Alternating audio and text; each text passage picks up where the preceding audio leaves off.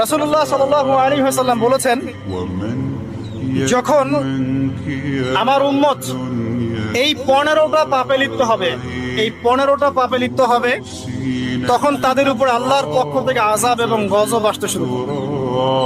হাদিস আসলে অনেক আছে, কিন্তু সবগুলো বলার সময় থাকবে না। আমি মূল কয়েকটা বলছি, এগুলোর মধ্যে সব পড়ে যাবে ইনশাআল্লাহ। যখন আমার উম্মত এই 15টা কাজ করবে, তখন তাদের উপরে আল্লাহর পক্ষ থেকে আযাব এবং গজব অবধারিত আসবে। এক নাম্বার পাপ যখন এই উম্মতের মানুষ করবে, যখন তারা গনিমতের মালকে ব্যক্তিগত সম্পদ মনে করবে। গনিমতের মাল বোঝেন? রাষ্ট্রীয় সম্পদ, পাবলিক প্রপার্টি। এটাকে যখন মানুষ ব্যক্তিগত সম্পদ মনে করে ব্যবহার করা শুরু, এটা কি মিল পাওয়া যায়? আচ্ছা। 2 নাম্বার, যখন কারো কাছে আমানত রাখা হবে, আমানত, এবং সে এটাকে ব্যক্তিগত সম্পদ মনে করবে। বুঝতে পারছেন? আমানত রেখেছে, এটা খেয়ানত না করাটাই কর্তব্য, কিন্তু এটাকে যখন ব্যক্তিগত সম্পদের মতো মানুষ ইউজ করবে, শেষ করে ফেলবে, নষ্ট করে ফেলবে, তখন আল্লাহর আযাব আসবে।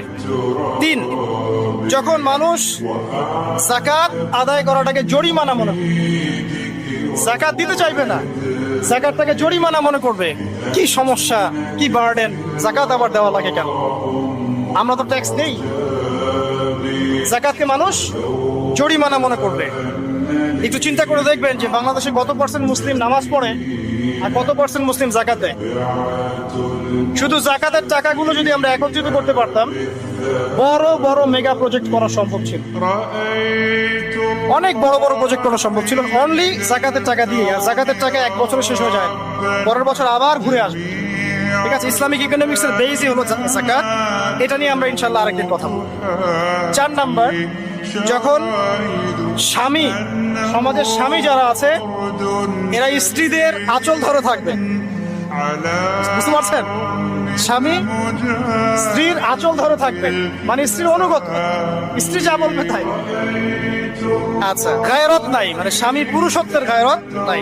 5 নাম্বার, যখন সন্তান মায়ের অবাধ্য হয়ে স্ত্রীর খেদমত করা শুরু, যখন সন্তান মাকে দেখবে না, স্ত্রীকে দেখবে। পাচ্ছেন মিল সমাজে?